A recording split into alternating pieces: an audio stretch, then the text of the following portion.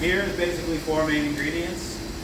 It's malted barley, hops, yeast, and the biggest ingredient, water.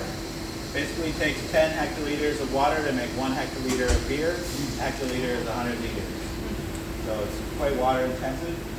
We use town water. We use filter to get all the chlorinated eggs and stuff like that. But basically all our beers, we add salts to it to create certain flavor profiles.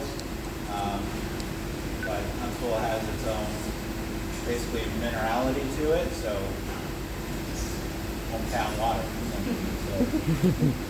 So the second biggest ingredient is barley. It looks like this. Basically, malt. So the barley is malted, which means that they spread it all out on the floor, and then they get it wet so that it starts to sprout. And then once it starts sprouting, they kiln it, and that stops that process. But it creates, in the sprouting process, it creates enzymes, which we use in the process. We convert those enzymes into sugar, and then we use that sugar to create the wort before it becomes beer. The second biggest ingredient, or the third, is hops. Hops come to me in pellets. You can get it in many different forms. It comes as, I don't know if you've ever seen a hop plant before, but it looks like a little artichoke hanging from a vine, essentially. Hops are weeds. They grow like crazy if you put them in your garden, and they're also poisonous to dogs. So don't give your dogs beer. It's bad for them. Hops are basically they're like grapes in wine. If you take a hop plant and you plant it in Europe, it's going to taste different than a hop planted in North America or one in Australia or New Zealand. So it just takes on the characteristics of the soil. A lot of our hops come from the West Coast, so North America. We use a lot from New Zealand, Australia. Yeah, there you go. Ooh.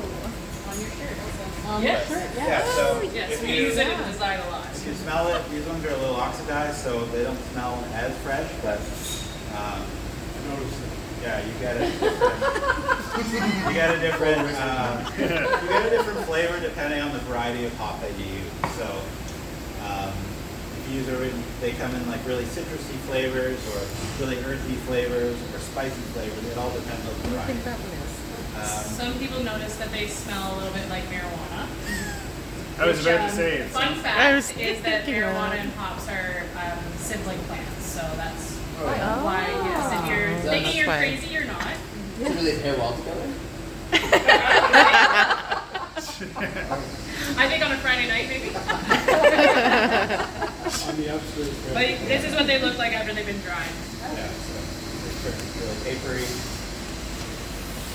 My fingers So that barley process of almost starting, that's done somewhere else. Yeah, so we just order malted barley. What's that process, like a week or days? Or? Not too familiar with it. I just know how it works for me. So I always say that I don't make beer. The yeast makes the beer. I just make a home for the yeast to live in that's nice enough that they eat all the sugars and create the alcohol to the spec that I want. So those are the four main ingredients. All our malted barley comes in big stacks like this, 25 kilos. They have to be broken open essentially because everything we want is captured inside this husk. So we send it to our mill, which is in this room. You'll see it when you walk by.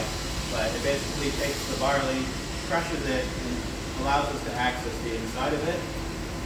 It also maintains the husks, because we need the husks in the process because it allows the grain to float, and which I'll explain later in a different process. But, essentially that's it.